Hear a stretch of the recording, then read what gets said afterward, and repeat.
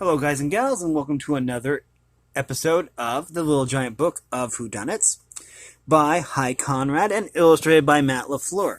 Now, in the end of the last episode, we read about the Pretender's Ball Part 2. In this episode, we will be reading 8 more of these. 8 just seems to be a good number, since there are 80 of these total. So, that equals out to about 10 episodes. Now, and then here we are at the Pretender's Ball 2. Okay, now, A Winter's Tale. Let me move this out of the way. There we go. Okay, A Winter's Tale. In the dead of winter, the citizens of Mountbank, Minnesota, grabbed at any excuse for a party, especially when it was hosted by Amma Wheeler, the richest woman in town. As usual, this one was rowdy and crowded and a huge success until about 12:30 a.m. That's when Anna noticed that her prized Ming vase was missing from the entry hall table. When the police arrived, they found all the revelers herded into the living room with Emma standing guard like an angry sheepdog. The house was searched, then the house perimeter, then the guests' cars, no vase. You're going to have to take their statements, Emma told the police chief. I don't suppose it would do much good. At a party like this, people can barely remember their own movements, much less keep track of others. Philip McGlass stepped forward with his statement. I was one of the first to arrive about the same time as Julie Becker. I never once left the house. If people don't remember me, it's because I spent half the party in the bedroom watching a basketball game. The chief took down Philip's information and told him that he could go. Rod Shalowitz was next. I have to get home, he apologized. If I'm not there for the twins' 2 o'clock feeding, my wife will have my head. Rod also claimed to never have left the premise. Oh, he recalled, no, I did step out onto the second-story balcony, but it was so bitter cold, I came right back in. Julie Becker was the third to make a statement and also claimed to have never left and seen nothing. I spent most of the party flitting from group to group and munching at the various food tables. The chief dismissed her too and watched as she went to the hall and grabbed her coat from the top of the crowded coat rack. This is going to take all night, Emma complained. The chief disagreed. No, I think I have a viable suspect already. Whom does the chief suspect and why? Okay, and the answer is on page 349, so let's check that out. After I put the bookmark in. 349. Oh. Well, that's at the very end. Okay, 349. A Winter's Tale.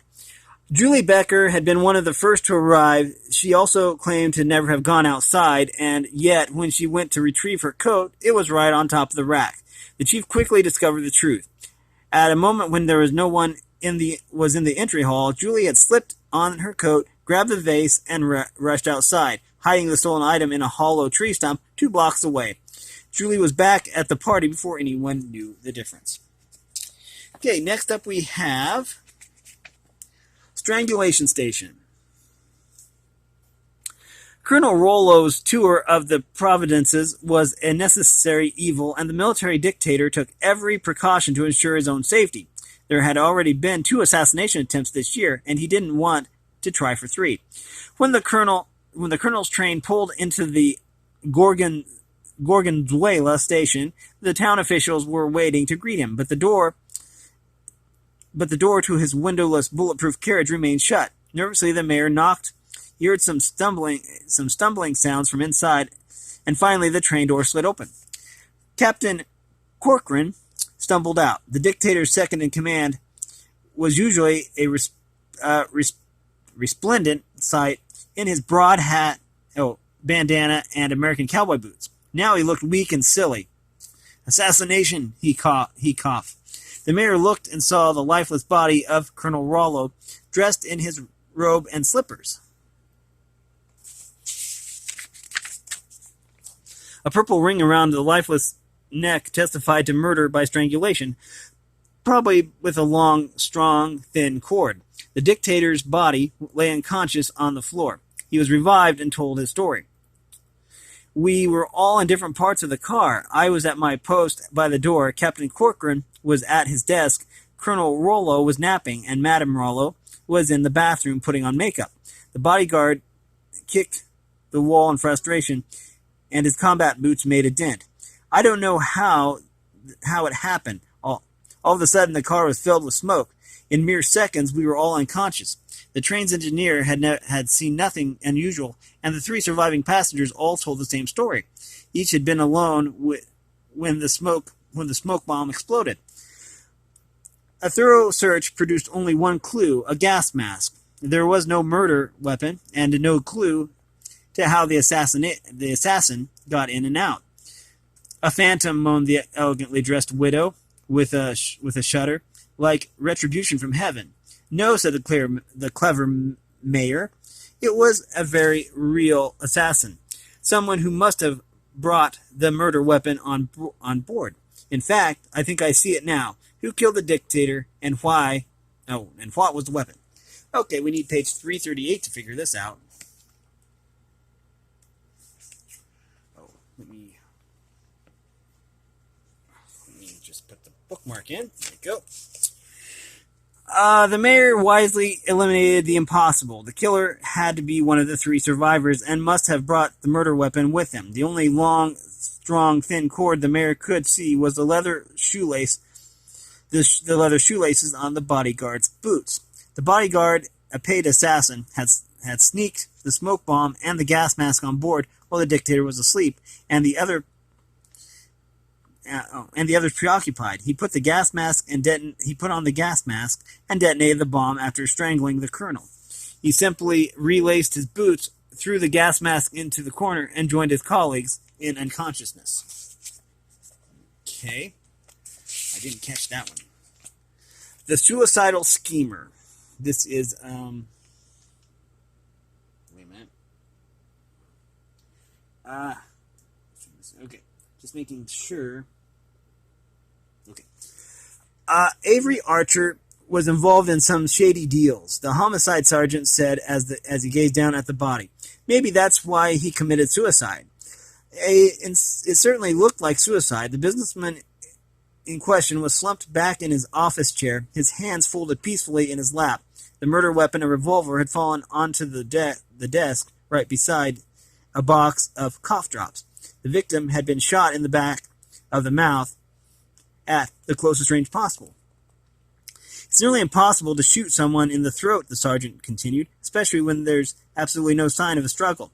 The man's secretary provided background. Avery was depressed, partly on account of his lingering cold. Also, a few of his investors were getting suspicious. One even threatened to call the police fraud squad. Avery was working frantically to salvage this one deal. He had a noon appointment today with an investor. I don't know which. When I went to lunch, the investor still hadn't arrived. When I came back, Avery was just like that. Gruesome. The police checked the contracts and discovered that this particular deal had 3 investors: Gino Grimaldi, a suspected mob figure, Marie Lackaday, the owner of a chain of gun stores, and Dr. Pete Crocus, a general internist. One of these 3 kept the noon appointment. One of these 3 kept the noon appointment with our victim, the sergeant hypothesized. The investor threatened him with exposure and ruin, so Avery Archer killed himself. Not quite the homicide captain had held his tongue until now. This was definitely murder, not suicide, and I have a good hunch who did it. Why does he suspect murder, and who is the most likely suspect? Let's see, answers on page 339. We'll mark this. And we need page 339. Here it is. The captain noticed the victim's folded hands. Since Archer would have died almost instantly, he could not have possibly folded his hands after shooting himself. The most likely suspect is the doctor. The secretary commented about Archer's cold, combined with the cough drops, indicating a sore throat. It would have been the easiest thing in the world for Dr. Crocus to volunteer to examine Archer's throat. When confronted with a doctor inches from his face, Archer, like the rest of us, simply closed his eyes and set off. Okay. The Theatrical Threat. Sir Mortimer Gaines leaned across and confided a secret. This is an exclusive for the Times. After talking with my new wife and with Alex Toynbee, my co-star, I have decided to leave the London production of Willy Boy, and accept a movie offer in Hollywood. As you know, my bride is American. She's never really gotten used to England. The reporter was aghast. But what about your fans here? What about the play? Can it keep running without you? Sir Mortimer shrugged. My production has agreed to let me out of my contract. Now, if you'll excuse me, he motioned towards the dressing room door. It takes an hour of makeup and preparation before each show. Thrilled to have such a scoop, the reporter rushed out of the King Edward Theatre to file his story. Sir Mortimer went on that evening to give his usual brilliant performance. After acknowledging 10 curtain calls, he returned to his dressing room. A handwritten note was on his makeup table. I won't let you take your talents elsewhere. I'd rather see you dead than have you dishonor the British theatre. It may take the form of a bomb in your car trunk or poison in your favorite whiskey, but make no mistake, if you go to Hollywood, I will kill you. That was written by a fan. The Morning Times now had two sensational stories to report. The defection of Sir Mortimer and the threat by a deranged fan. William Cathgate, the play's producer, was worried. You should reconsider, he told the actor. If you want to do film work, do it here. I'll give you the week's free. Just do 4 performances every weekday. The weekend. Sorry. Alex Toynbee agreed. The Americans won't appreciate your talent. You'll wind up running around in stupid action films. Sir Mortimer didn't know what to do, and then a voice spoke from the dressing room. Wait. Shadows. I don't think Sir Mortimer has much to worry about, said the Scotland Yard detective. I pretty much know who sent him the note. Whom does the detective suspect? It's on page 341. Put in my bookmark. Here it is. When the note arrived, the news of Sir Mortimer's departure was still a secret. That reduced the suspects to 5: the producer, the co-star, the wife, the reporter, and Sir Mortimer himself. The language of the death threats held the pivotal clue. The use of theater instead of theater, dishonor instead of dishonor, and trunk instead of British term boot all show that it was written by an American. The star's wife confessed. She sent the note without Sir Mortimer's knowledge as a publicity stunt. Okay. Now we are to A Hard Day's Night. Clive pulled into his driveway, tired and cranky. When he'd taken this job with Gotham Advertising, he knew he'd be working long and hard, but he never expected to arrive home at 8:30 a.m. With any luck, he could still get in a few hours sleep before the afternoon presentation. Clive climbed the porch. He had to put the key in the lock. He had just put the key in the lock when he heard a noise behind him. The police arrived 10 minutes later, alerted by neighbors who'd heard a gunshot. They found a young businessman dressed in a torn and bloody suit and with a briefcase on the porch by his side. They also found a keychain suspended from the front door lock and a bullet hole in the young man's chest. Looks like a botched robbery, the rookie officer told his partner. Poor guy must have put up a struggle. He stooped to pick up the nearly empty wallet. Clive Custard, he read from the driver's license.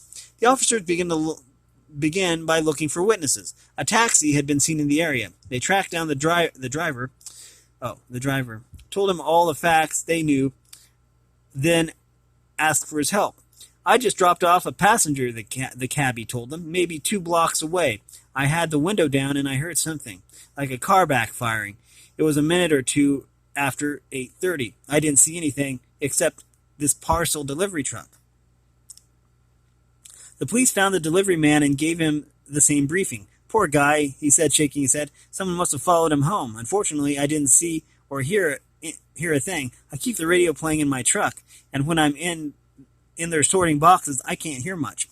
The officers compared notes. We're going to have to check with Custard's friends and associates, the rookie concluded. If they tell us what I think, then we already have our killer. Whom do they suspect and why? Okay, the answer is on page 319. Let me put a little pin in this so we can just find it again. 319. Just went past it. When the police arrived on the scene, they did not know where Clive Custard had been. When the police arrived on the scene, they did not know whether Clive Custard had been leaving the house or had just arrived home. At 8:30 a.m., the odds were that he was locking up on his way to work. The parcel delivery driver, however, seemed to know for a fact that the young businessman had just come home, something he could only know if he'd been there himself. Okay, next we have Myra's three sons. Inspector Matthews glanced around the kitchen of the weekend cottage. There was cold coffee in the coffee maker, an ice cube tray half filled with melting ice cubes, and just a trace of ash in the ashtray. All right, Mr. Thurl, tell me again. The next-door neighbor looked uncomfortable. I had just come home. It was about 8 p.m. I heard a car pull into the driveway next door. I mean, here, at this house. When I looked out, two people had arrived and were walking towards the kitchen door. I recognized the woman, Myra. Myra Lovesy is rather fat. Was. Oh. The man couldn't see. Oh. The man. Let me try saying this again. I'm having trouble with my words, I'm sorry. When I looked out, two people had arrived and were walking towards the kitchen door. I recognized the woman Myra. Oh, Myra Lovesy is rather fat, or was. The man I couldn't see. They were fighting. The man grabbed Myra by the throat. She collapsed in a heap. Then the man just unlocked the door and walked inside. It took you long enough to get here, 15 minutes from the time I called. Myra Lovesy's three grown sons were in the house when the police arrived. The place had been closed up for the past month, Sherman Lovesy testified. I arrived early this afternoon. No one else was here. I parked in the garage. Then I went down to the basement to turn on the electricity. In the kitchen, I smoked a cigarette. Then I went up to my room and took a nap. You guys woke me up. I was the first to arrive, his brother Donald protested. I parked behind the cottage. The electricity had never been turned off. We often neglected to do it. I made coffee, then took a cup into the library. I guess I fell asleep. The third brother also declared his early arrival. I parked in the garage, Luther said. Sherman's car was not in the other bay. I went into the basement, turned on the electricity, then came up and made myself a cocktail. Mother said she would be arriving with one of the other boys. The inspector reviewed the notes. One of them was lying. One of the sons had driven his mother to the cottage, fought with her by the kitchen door, and strangled her to death. Who done it? Solution is on page 327.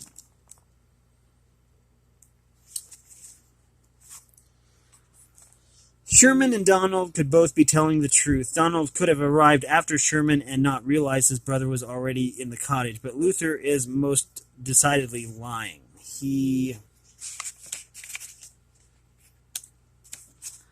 could not have turned on the electricity and then made himself a cocktail with ice from the refrigerator's ice tray. He must have arrived at least several hours after Sherman switched on the power.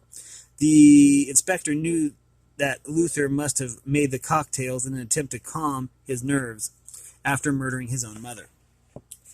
Okay. Now we are to the Nun Too Pretty Murder. I'm just going to check right here. I'm trying to find it here. Yep. We have two left, looks like. Margaret Murmer, who was scheduled to testify against her ex-husband, a capo in the Domino crime family. The FBI had to keep their witnesses safe, and they chose the convent of Perpetual Solitude, a walled, all-women enclave in the heart of Manhattan. It was perfect. No self-respecting mobster would dare shoot up a community of nuns. On the second week of Harriet's stay, the FBI's confidence was shattered, as was the case. As with their case, as was Harriet's skull, by the shell of a .44 Magnum. Just as the sisters were gathering for evening vespers, a gunshot echoed through the convent's stone archways. Sister Margaret Mary announced the news. Her tight starched collar bobbed up and down as she gulped. Miss Murmer is dead. The FBI found their witness in her room on the third floor. I don't know how an assassin could have gotten in and out without anyone seeing him. Mother Superior and shivered. Maybe he didn't get in and out, suggested Agent McCormick. Special Agent McCormick replied. Have any new sisters arrived recently? In fact, there were 3 new arrivals. Sister Margaret Mary was from Cleveland. I was on the second floor when I heard the shot, the older nun said. I hid in a corner in the shadows. I hid in a corner in the shadows, more frightened for myself than for our poor guest. A few seconds later, I saw Sister Juliana coming down from the third floor. She didn't see me, but I definitely saw a gun in her hand. After she passed by, I went upstairs and found the body. Sister Juliana was a transfer from Paterson, New Jersey, and admitted to carrying a .22 handgun. When my brother heard I was coming here, he made me take it. Seems he was right. When I heard the shot, I grabbed my gun and headed downstairs. I didn't see a thing. Sister Ursula had been in a third-floor bathroom. After the shot, she claimed to have heard a man's voice talking to himself as he walked down the hall. She was the last to arrive at the Vespers Chapel. Whom should the FBI hold for further questioning? Okay, the answer is on page 328. Let me put a pin in this. There we go. Mark that. And we need page 328. Okay, when Sister Margaret Mary gulped and her starched collar bobbed up and down, Special Agent McCormick knew he had his man. Literally, the bobbing collar indicated the hidden existence of an Adam's apple. Only men have prominent Adam's apples. Harriet Murmer had been killed by a hitman disguised as a nun. The deteriorated body of the real Sister Margaret Mary was found the next day floating in the Hudson River. Okay, and we have one last one to read here. It is called 3 Weak Alibis. After 2 straight days of dark skies, the stationary front moved, bathing the city of Seattle in bright sunshine. The change seemed to put everyone in a good mood. Well, almost everyone. 15 minutes after the sun broke through, a gunshot rang out in the offices of Claxton and Brightman, attorneys at law. As luck would have it, a trio of security guards just happened to be sitting in the Claxton and Brightman reception area. The guards barreled through the inner door and down the hall. The firm's senior partner, Henry Claxton, lay in a pool of blood in his office, most decidedly dead. Without exchanging a word, the experienced guards broke up, looking for anyone who might have seen anything. Only 3 offices were occupied, and each occupant had a story. I heard Claxton arguing with someone, Annette Golding told guard number 1. I was reviewing court documents, and I tried to mentally block out the sound. The guard saw the red light blinking on Annette's voicemail system and asked how long she'd been here in her office. For nearly an hour, she replied. When when I'm busy, I don't answer my phone. Meanwhile, the second guard was talking to George Brightman, the firm's surviving partner. As you can see, Henry's office is way on the other side. I heard nothing until the gunshot. Then I opened my door and looked out into the hall. I heard running footsteps but didn't see anyone. The guard noticed that George's window was open, allowing a warm breeze to play through the blinds. The third guard was with the firm's youngest lawyer, Ellen Youst. I've been holed up here for hours working on a speech I'm delivering tonight. She pointed to her computer, the screen awash in sunlight from the window. Ellen swiveled it so the guard could see. It certainly looked like a boring lawyerly speech. While the receptionist called the police, the guards compared notes. All their alibis seem weak, said guard number 2, but one of them is definitely lying. Whom does he suspect and why? The answer is on page 343. It's 343. Let's see. 3 week alibis. Ellen Youst. It would have been nearly impossible for Ellen to work on her computer while bright sunlight was falling on the screen. She would have left her office while the sky was still cloudy and not returned until shortly before the guard arrived to interview her. And this has been a reading from The Little Giant Book of Whodunits by Conrad and illustrated by Matt LaFleur. If you like this content, make sure you like and subscribe and ring the bell so you know when I upload. And if you want to support me in any way at all that information will be in the description below. And as always, thanks for watching, everyone, and have a great day.